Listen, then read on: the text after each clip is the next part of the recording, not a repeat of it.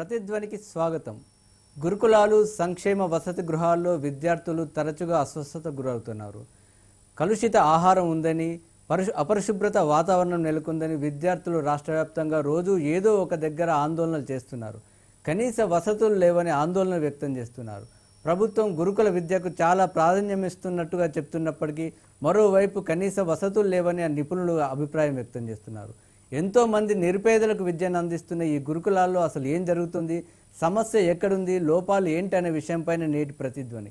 ఈరోజు చర్చలో పాల్గొనేందుకు మనతో జి లివింగ్స్టన్ గారు, యూటీఎఫ్ బీసీ గురుకులాల ఉపాధ్యాయుల సబ్ కమిటీ కో కన్వీనర్, అదేవిధంగా విద్యార్థి సంఘం నేత స్వేరోజ్ సీనియర్ నాయకులు చెరుకూరి రాజు మనతో ఉన్నారు.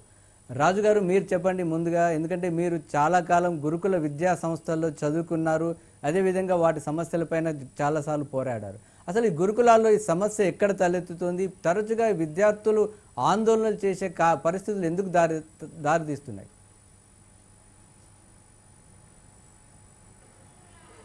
నమస్కారం అండి. థ్యాంక్ యూ నాగేష్ గారు. నిజంగా ఈరోజు ఈటీవీ ప్రతిధ్వని కార్యక్రమంలో ఈ యొక్క ఇలాంటి అంశాన్ని తీసుకోవడం చాలా గొప్ప విషయం అండి. నిజంగా తెలంగాణ రాష్ట్రంలో తెలంగాణ ప్రభుత్వం తీసుకుంటున్నటువంటి నిర్ణయాలు, విద్య పట్ల ఉచిత విద్య, ఈరోజు తెలంగాణ రాష్ట్రంలో కేసీఆర్ గారు కేజీ టు పీజీ ఉచిత విద్య అని చెప్పి ఓట్లు వేయించుకొని రాజ్యంలోకి వచ్చిన తర్వాత తెలంగాణలో జరుగుతున్నటువంటి గురుకులాలను నిర్వార్యం చేస్తూ తెలంగాణ రాష్ట్రంలో ఉన్నటువంటి 268 సాంఘిక సంక్షేమ గురుకుల పాఠశాలలో మీరు గతంలో డాక్టర్ ఆర్ఎస్ ప్రవీణ్ కుమార్ గారు సెక్రటరీగా ఉన్నప్పుడు చూసినట్లయితే సెక్రటరీ గారికి తెలంగాణ రాష్ట్రంలో ఉన్నటువంటి పేద బిడ్డల కష్టాలు, పేద కుటుంబాల నుంచి వచ్చినటువంటి విద్యార్థుల యొక్క కష్టాలను తెలుసుకున్నాడు. కాబట్టి వాళ్ళకి ఏమిస్తే వాళ్ళు విజయాన్ని అందుకోగలరు అనే ఒక ఆత్మవిశ్వాసాన్ని తెలంగాణ గత సాంఘిక సంక్షేమ మంత్రి ఇవ్వడం జరిగింది. ఈ రోజు మీరు చూసినట్లయితే సాంఘిక సంక్షేమ ప్రధాన సమస్యలు ఏంటి అసలు? ఈ ప్రధాన సమస్యలు ఇప్పుడు గురుకులాల గిరిజన అండ్ సాంఘిక సంక్షేమ గురుకులాలకి ఒక అడిషనల్ సెక్రటరీగా ఒక ఐఏఎస్ ఆఫీసర్ని రొనాల్డ్ రాస్ గారిని అడిషనల్ ఇన్ఛార్జిగా పెట్టడం జరిగింది. ఇంతకు ముందే తను ఒక 3-4 పదవులలో ఉన్నప్పటికీ మళ్ళీ ఇదొక పదవిని తనకు ఇవ్వడం వెనుకనే ఒక పెద్ద కుట్ర ఉందనేది మేము భావిస్తున్నాం. ఎందుకనంటే తను ఒక వ్యక్తిగా ఎన్ని వ్యవస్థలను నడిపించగలడు తెలంగాణ రాష్ట్రంలో. అంటే తెలంగాణ రాష్ట్ర ప్రభుత్వానికి ఈ విద్యార్థుల పట్ల ఖచ్చితంగా విద్యను దూరం చేయాలనే కుట్ర కనిపిస్తూ ఉన్నది. మనం చూసినట్లయితే వికారాబాద్ పరిగి, హైదరాబాద్ కామడ దూరంలో ఉన్న పరిగిలో బ్రేక్ఫాస్ట్లో కప్పలు వస్తున్నాయండి. కప్పలు తినే సంస్కృతిలో ఈరోజు గురుకుల పాఠశాలను తీసుకెళ్లే స్థితికి, దీన స్థితికి ఈరోజు ప్రభుత్వం తీసుకెళ్తా ఉంది. మరి దీనిని ప్రశ్నించడానికి విద్యార్థులు రోడ్లపైకి వస్తుంటే మీరు చూశారు. ఐఐటి బాసరలో విద్యార్థుల మీద కేసులు పెట్టారు, పేరెంట్స్ మీద కేసులు పెడతా ఉన్నారు, పేరెంట్స్ని పిల్లల్ని కలవనీయట్లేదు. దీని నేపథ్యం ఏంటి అంటే ఈ విద్యార్థులను ఎట్టి పరిస్థితుల్లో చదువుకోనియొద్దనే కుట్ర జరుగుతూ ఉంది. ఓకే రాజు గారు, అంటే లివింగ్స్టన్ గారు మీరు చెప్పండి. అంటే ఇంతకుముందు రాజు అన్నట్టు అంటే చాలా పరిస్థితులు, అంటే కప్పలు వస్తున్నాయి అంటున్నారు, పాములు వస్తున్నాయి అంటున్నారు, అంటే ఆ భోజనంలో బల్లులు వస్తున్నాయి అంటున్నారు. అంటే ఎందుకు ఇంతటి సమస్యకు, అంటే అక్కడ ఉన్నటువంటి విద్యా సంస్థలు క్షేత్రస్థాయిలో ఎందుకు ఈ పరిస్థితి ఉంది? అంటే ఇంత కనీసమైన, అంటే నాణ్యమైన భోజనం అందించే పరిస్థితి కూడా లేదా? ముందుగా మీకు ఈటీవీ ప్రేక్షకులందరికీ మరియు ప్యానల్లో పాల్గొన్నటువంటి విద్యార్థి నాయకుల గారికి యూటీఎఫ్ రాష్ట్ర కమిటీ తరఫున ఈ సమస్యను ఎన్నుకున్నందుకు ధన్యవాదాలు తెలియజేస్తున్నాను. చెప్పండి. మొత్తం రాష్ట్రంలో సోషల్ వెల్ఫేర్లు అయితే 268, ట్రైబల్ వెల్ఫేర్లు వచ్చి 160, మైనార్టీ వచ్చి 204, బీసీ వెల్ఫేర్లు వచ్చి 261 స్కూళ్ళు ఉన్నాయి. మొత్తం ఇవన్నిటి స్కూళ్ళు పేరుకి ప్రభుత్వము కేజీ టు పీజీలో భాగంగా ఈ గురుకులాలన్నీ తీసుకురావడం జరిగింది. పేరుకు మాత్రము గొప్పగా ఆరంభించడం జరిగింది. కానీ ప్రభుత్వం కనీస అవసరాలు తీర్చడంలో పూర్తిగా విఫలమైంది. ఇక్కడ ఏంటి అని అంటే ప్రతి విషయంలో ప్రభుత్వం సరఫరా చేసే బియ్యం కానుంచి ప్రతి విషయంలోనూ నాణ్యత లోపం ఉండటం వల్ల పిల్లలు ఈ అనారోగ్య పాలవుతుంటారు. ఇలాంటి సమస్యలన్నిటి వల్ల పిల్లలు విపరీతమైనటువంటి సీజనల్ వ్యాధులకు కానీ, నెక్స్ట్ ఈ పోషకాహార లోపం వల్ల కానీ ఇలాంటి వ్యాధులతో వాళ్ళు బలహీనంగా ఉండటం జరుగుతుంది. దీనికి ఏంటి అంటే లివింగ్స్టన్ గారు ఏంటంటే అంటే ప్రభుత్వం నాణ్యత యొక్క లోపం అంటే ఏంటి అంటే చెప్పండి సార్. అంటే నాణ్యత లోపం అంటే ఏంటి, ఆహార పరంగా సమస్యలు ఎందుకు తలెత్తుతున్నాయి, తరచుగా ఆహారం కలుషితం ఎందుకు అయ్యే పరిస్థితి కనిపిస్తుంది అక్కడ? ప్రభుత్వం యొక్క దీని మీద మానిటరింగ్ తక్కువైంది. మానిటరింగ్ అనేది చాలా తక్కువైంది. అందులో ఇంకొకటి ఏంటిదనంటే ప్రత్యేకమైనటువంటి ఏ గురుకులాల్లో కూడా ప్రత్యేకమైనటువంటి వార్డెన్ సదుపాయం లేకపోవటం కూడా నిర్వహణ లోపంలో వస్తుంటుంది. ప్రతి టీచర్ని వార్డెన్ కమ్ డ్యూటీ చేయటం వల్ల ఇటు సిలబస్ కవర్ చేయాల్సి వస్తున్నది, నెంబర్ 2 వార్డెన్ డ్యూటీ చేయాల్సి వస్తుంది. ఇప్పుడు ఇటు సిలబస్ పరంగా టార్గెట్ ఉంటుంది, ఇటు సైడ్ వార్డెన్ చేయాలి. ఈ నిర్వహణ చేయటంలో అంటే హాస్టళ్లలో వంట చేయడానికి ప్రత్యేకంగా సిబ్బంది లేరా? వంట చేయడానికి కానీ వంటకు భోజనం తయారు చేయడానికి అవసరమైనటువంటి ప్రత్యేకంగా సిబ్బంది లేరా? సిబ్బంది నియామకం జరిగింది సార్. దాన్ని మానిటరింగ్ చేసేటువంటి ప్రత్యేకమైన వార్డెన్ అనేది ఏ గురుకులాల్లో లేదు. అదొక మైనస్ గా మనం చెప్పుకోవచ్చు. ఏ గురుకులాల్లో కూడా ప్రత్యేకమైనటువంటి వార్డెన్ అనే అధికారి ఎక్కడా లేదు. ఇటు టీచర్ డ్యూటీ చేయాలి, వార్డెన్ డ్యూటీ చేయాలి. దీనివల్ల ఏమవుతుందంటే ఇటు ఉపాధ్యాయులు ఎవరైతే ఉన్నారో సతమతం అవుతున్నారు. ఇటు నిర్వహణ లోపు ప్రభుత్వం నుంచి వచ్చేటువంటి వాటిని, ఇంకొకటి ఈ రోజు కూడా టెండర్దారులకి 3 నెలలుగా ఇంతవాటికి ఒక బిల్లు చెల్లించలేదు. ఈ చెల్లించకపోవడంతో ఆ టెండర్దారుడు కూడా సప్లై చేసే విధానంలో ఇలాంటి ప్రభుత్వం అంటే రాజు మీరు చెప్పండి, అంటే అసలు వాస్తవానికి అంటే జాతీయ పౌష్టికాహార సంస్థ ఎన్ఐఏ చెప్పినట్టు కానీ అదేవిధంగా ప్రపంచ ఆరోగ్య సంస్థ అంటే ఆ విద్యార్థులకు అందాల్సినటువంటి మెను అందుతుందా? అసలు వాస్తవంగా ఉండాల్సిన మెను ఏంటి? ప్రస్తుతం ఆ భోజనంలో ఎలాంటి మెను అందిస్తున్నారు గురుకులాల్లో కానీ సంక్షేమ హాస్టళ్లలో కానీ? నిజానికి ఈరోజు తెలంగాణలో అన్ని గురుకులాల్లో కూడా ప్రతి నెలకి 2 వారాలు చికెను, మటను, వారానికి 5 రోజులు ఎగ్స్ ఇచ్చేవాళ్ళు. కానీ గత సంవత్సరం నుంచి మీరు చూసినట్లయితే నిర్వహణ లోపం ఉండి ఈరోజు ఇందాక చెప్పినట్టుగా ఈ రాష్ట్రంలో ఉన్నటువంటి మంత్రి కానీ కొప్పులీశ్వర్ గారు కానీ గిరిజన శాఖ మంత్రి వర్యులు కానీ ఒక్కరోజు కూడా పాఠశాలను సందర్శించినటువంటి చరిత్ర లేదు. అంటే అక్కడ ఉన్నటువంటి వ్యవస్థ లోపం, కింది స్థాయిలో అధికారుల యొక్క నిర్లక్ష్యం ఉండడం వలన విద్యార్థులకు అందించాల్సినటువంటి వస్తువులను కానీ వాటి టెండర్దారులు కానీ ఇవ్వలేకపోవడం వల్లనే ఈరోజు పిల్లలకి వంటలో కప్పలు వస్తున్నాయి, బల్లులు వస్తున్నాయి, వానపాములు వస్తున్నాయి. వీటిని చూడలేని స్థితిలో ఈరోజు సిబ్బంది ఉంది. హలో. సో ఇలాంటి సిబ్బంది నిర్లక్ష్యం వలన ఈరోజు ప్రభుత్వం వారిపైన కఠినమైన చర్యలు తీసుకోకపోవడం వలన మాత్రమే ఇలాంటి ఇష్యూస్ జరుగుతూ ఉన్నాయి. ఈరోజు నిజంగా మీరు చూసినట్లయితే గురుకుల పాఠశాలలో గతంలో చికెన్, మటన్ వాళ్ళకి స్నాక్స్ రూపంలో వాళ్ళకు చాలా అటుకులు, తర్వాత ఇంకా ఎన్నో కొత్త ఇస్తుండేవాళ్ళు, నూతన విద్యా విధానాలు ప్రవేశపెడుతుండేవాళ్ళు. కానీ ఈరోజు ఏమైంది? ఎందుకు వీరి పట్ల నిర్లక్ష్యం వహిస్తూ ఉన్నారు? కేవలం ఎస్సీ, ఎస్టీ, బీసీ మైనారిటీకి చెందిన పిల్లలు ఈ గురుకులాల్లో చదువుతున్నారు కాబట్టే కుట్రపూరితంగా నిర్లక్ష్యం జరుగుతూ ఉన్నదా? నిజంగా ముఖ్యమంత్రి గారి మనవడు ఇలాంటి ఫుడ్డే తింటున్నాడా? కప్పలు పడ్డటువంటి అన్నం, పాములు, వానపాములు ఉన్నటువంటి ఫుడ్ తీసుకుంటే ప్రాణానికి ఎంత ప్రమాదం. మనం ఒక్క విషయం అండి, మనం చూసాం మొన్న ఒక విద్యార్థి కరెంటు షాక్ తగిలి తన ప్రాణాలను కోల్పోయాడు. అంటే ఎలాంటి భద్రత ఉంది ఈరోజు గురుకుల పాఠశాలలో? మీరు ఆలోచన చేయండి. Okay, right. అంటే లివింగ్స్టన్ గారు, అంటే ప్రధానంగా అంటే ఒక రాజు మీరు చెప్పండి, అంటే ఇలాంటి పరిస్థితులు తలెత్తినప్పుడు అంటే విద్యుత్ షాక్ రావచ్చు, లేదంటే పాము కాటుతో గతంలో ఒక మృతి చెందారు. అంటే ఇలాంటి అత్యవసర పరిస్థితుల్లో విద్యార్థులకు చికిత్స అందించడానికి కనీసం అంటే ఆసుపత్రి కానీ అంటే గురుకులాల్లోనే వైద్య సిబ్బంది అందుబాటులో ఉన్నారా? వారికి సంబంధించిన పరికరాలు అంటే కనీసం ఫస్ట్ ఎయిడ్కి సంబంధించిన పరికరాలు అలాంటి అందుబాటులో ఉన్నాయా? అంటే పేరుకు గురుకులాలలో వైద్య సిబ్బంది ఉంటుంది. అంటే ముఖ్యంగా ఇక్కడ చూడాల్సిన అంశం ఏంటి సార్ అంటే గురుకులాలలో 85% ప్రైవేటు భవనాలలో, అంటే తన ప్రభుత్వానికి సంబంధించిన పార్టీ నాయకుల యొక్క భవనాలలో, అద్దె భవనాలలో ఈ పాఠశాలను పెట్టడం జరిగింది. అంటే సొంత భవనాలు లేవు వాళ్ళకి. సొంత భవనాలు లేని చోట కనీసం వాళ్ళకి బాత్రూమ్లు సరిగ్గా లేవు.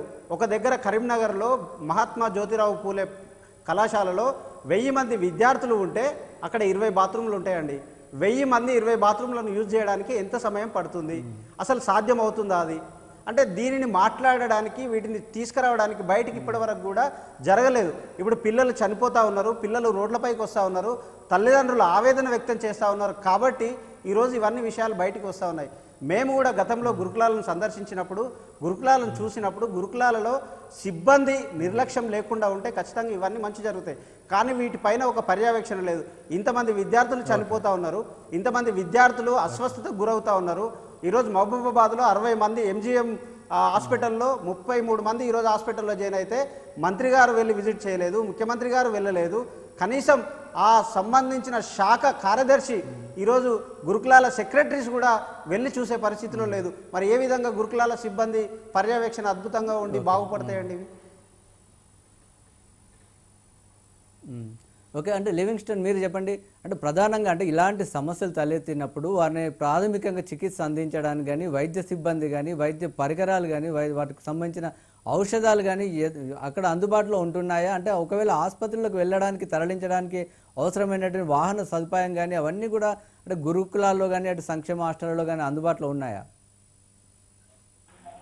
అంటే టిఎస్పిఎస్సి ద్వారా ప్రతి గురుకులాలకి ఒక స్టాఫ్ నర్స్ ని రిక్రూట్ చేయడం జరిగింది సార్. ఆ స్టాఫ్ నర్స్ కి ఉన్నటువంటి పరిధి తక్కువ. తను ఇచ్చినటువంటి ప్రతి ఒక్కటి పిహెచ్సికి కానీ, లేకపోతే ఏమైనా సీరియస్ అయితే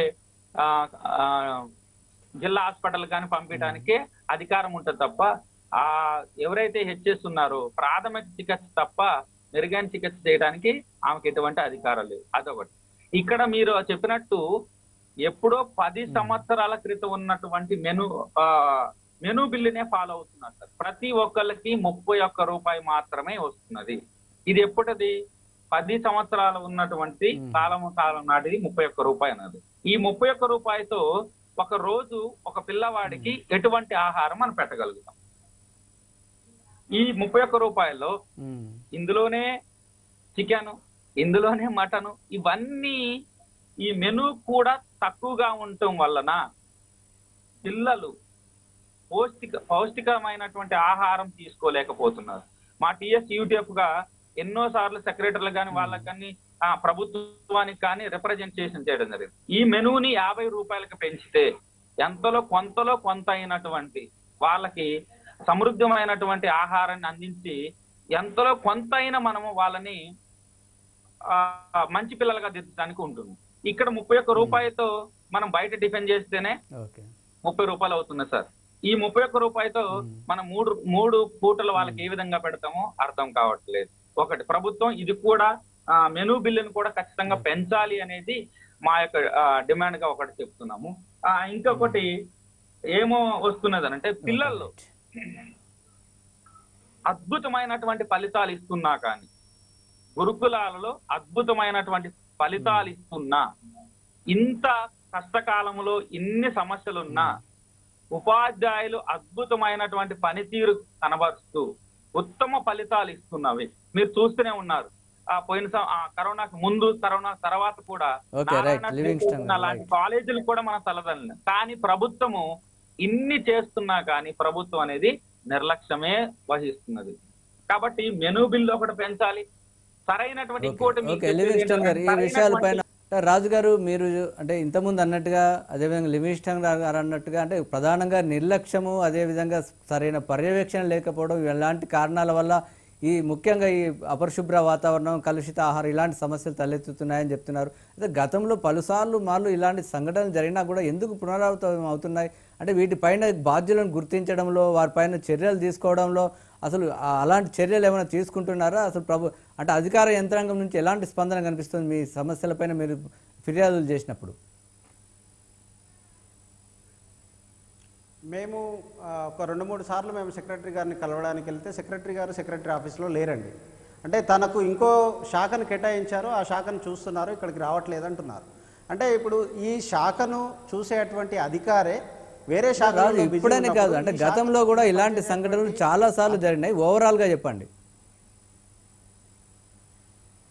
ఆ గతంలో అయినప్పుడు అక్కడ ఉన్నటువంటి సెక్రటరీ గారు వాళ్ళందరినీ తీసుకొని నిర్ణయాలు చేసి వాళ్ళందరి మీద ఒక పునరావృతం కాకుండా వాళ్ళందరితో మాట్లాడి వాటిని సద్దుమణుగు చేసే ప్రయత్నం జరిగింది. కానీ ఇప్పుడు ఎందుకు మళ్ళీ మీరు చూసినట్టయితే జూలై 15వ తారీఖు నుంచి ఇప్పటి వరకు 700 మంది విద్యార్థులకు ఈరోజు ఫుడ్ పాయిజన్ అయిందండి తెలంగాణ గురుకులాలలో.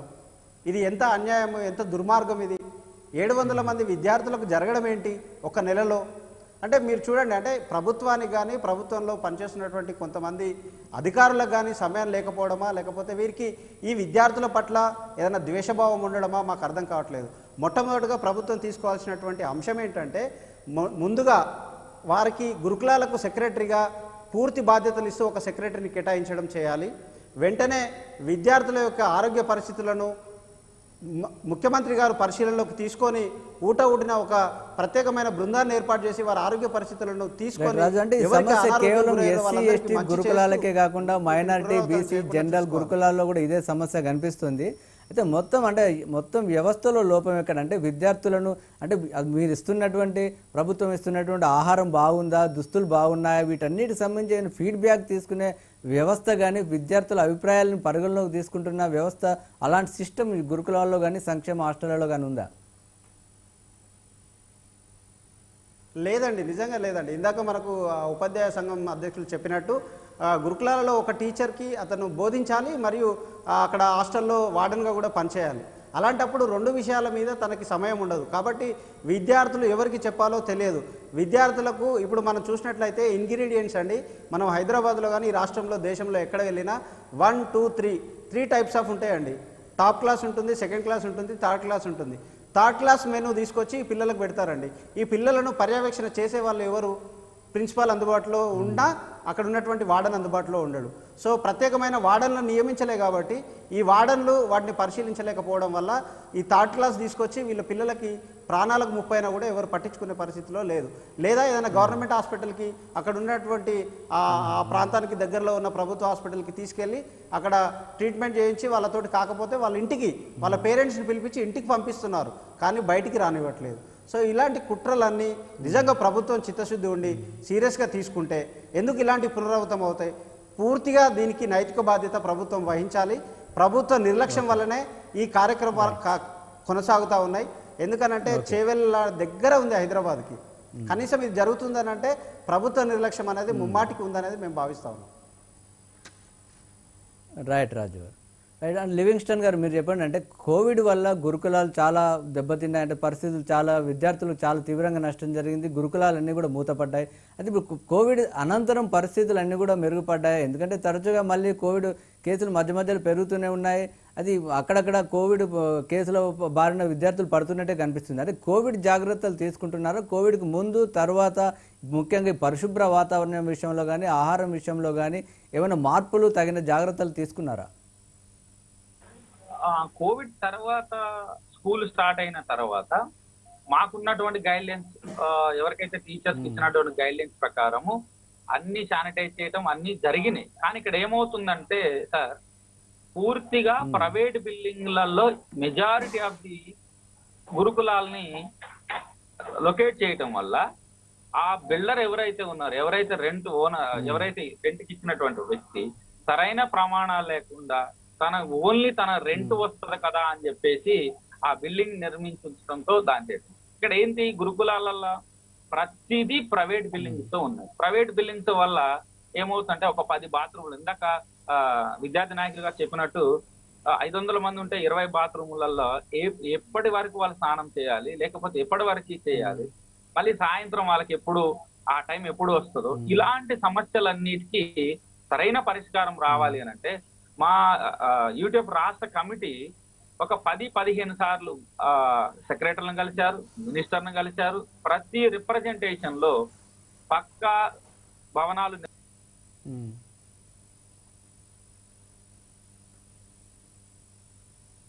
రైట్ రాజు, చెప్పండి మీరు, అంటే ప్రతిసారి కూడా అంటే ప్రభుత్వం అనేక గురుకులాలను ప్రతి ఏడాది పెంచుతూనే ఉంది. అంటే ఎంతోమంది అంటే పూర్ణ లాంటి వాళ్ళు ఎంతోమందికి గురుకులాలు చాలా ఉపయోగపడ్డాయి, మీలాంటి వారు కూడా చదువుకున్నారు. కానీ అంటే ఇటు అంటే విషయం కాన్సెప్ట్ మంచిదే అయినప్పటికీ వసతులు లేవనేది ప్రధాన సమస్య. ప్రతి ఏడాది గురుకులాలు పెంచుతున్నాయి, దానికి తగినట్టుగా వసతులు పెరుగుతున్నాయా? రాజు చెప్పండి. ఇప్పుడు ఇక్కడ మనం చూసుకోవాల్సిన అంశం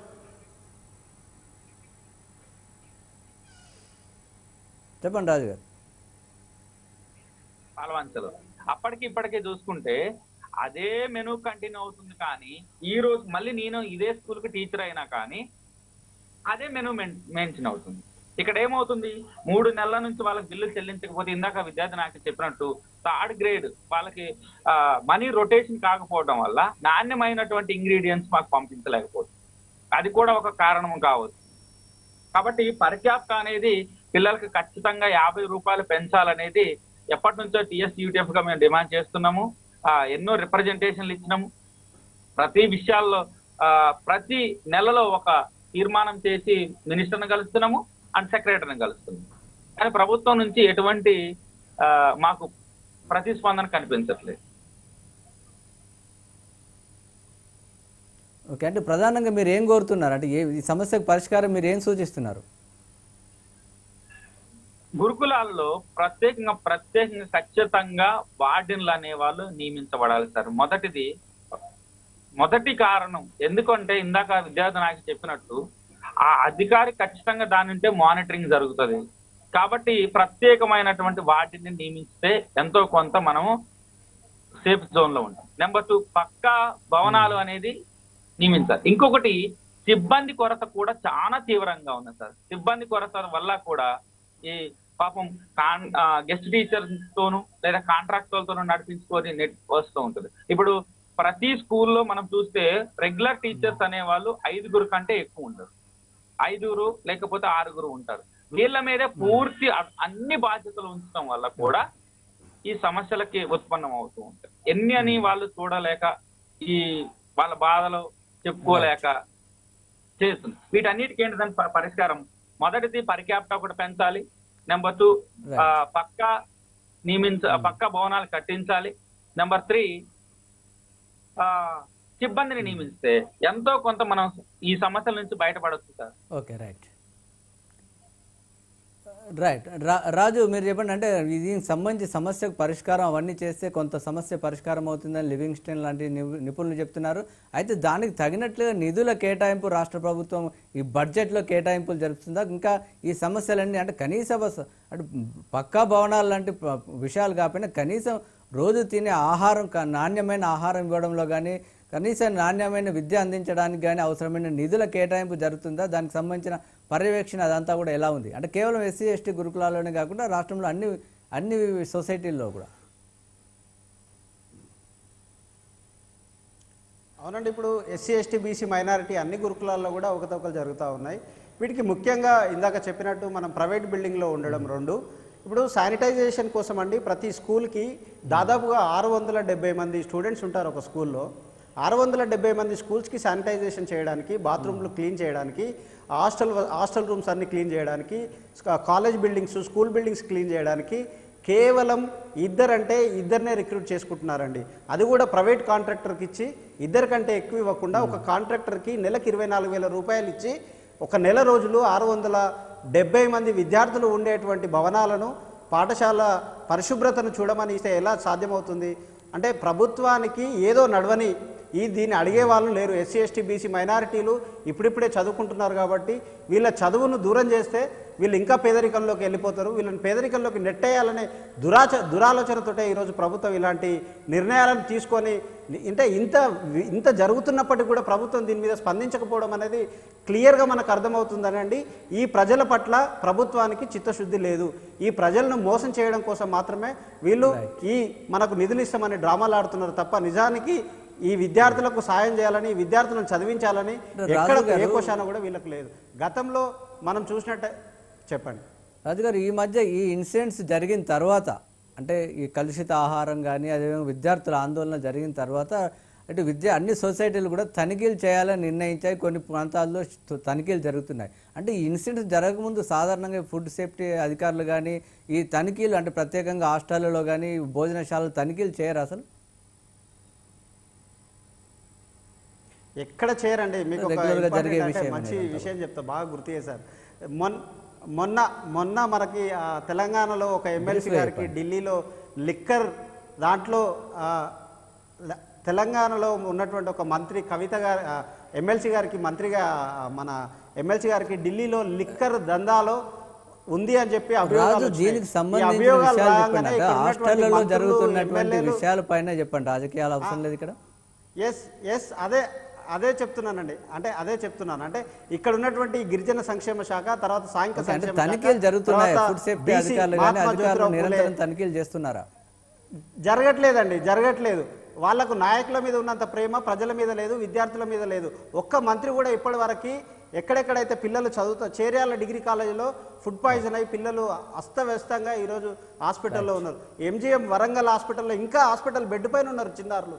వాళ్ళని చూడడానికి ఏ మంత్రి ఇప్పటి వరకు వెళ్ళలేదండి.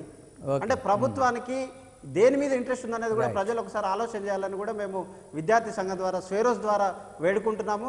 మరొక విషయం అండి, తెలంగాణ అన్ని గురుకులాల్లో చదువుతున్నటువంటి విద్యార్థుల తల్లిదండ్రులకు ముఖ్యంగా ఇది మనకు బాబాసాహెబ్ ఇచ్చిన అక్కడిని మీరందరూ కాపాడుకోండి, గురుకులాలను వదులుకోవద్దని మనవి చేస్తా ఉన్నాం. రైట్ రాజు, చర్చలో పాల్గొన్నందుకు ధన్యవాదాలు.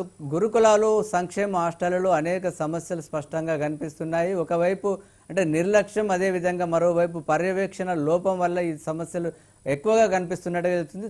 తరచుగా ఈ సమస్య తలెత్తినప్పటికీ అధికార యంత్రాంగం వాటిని పరిష్కరించడంలో విఫలమవుతుందనేది సర్వత్రా వినిపిస్తున్న విషయం. ఇది నేటి ప్రతిధ్వని.